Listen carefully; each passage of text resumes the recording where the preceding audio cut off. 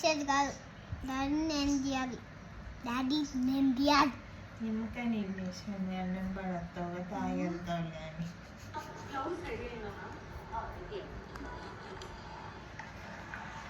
ఇది పూస్తే ఏమవుతుంది?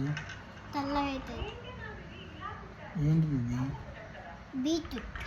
బీట్రూట్ మిక్సీలో వేసి మమ్మీ ఇంకో ఉన్నాయి కదా 3 అవి తీసుకురా మళ్ళీ. లేవు పడేసావు అన్ని. ఎందుకు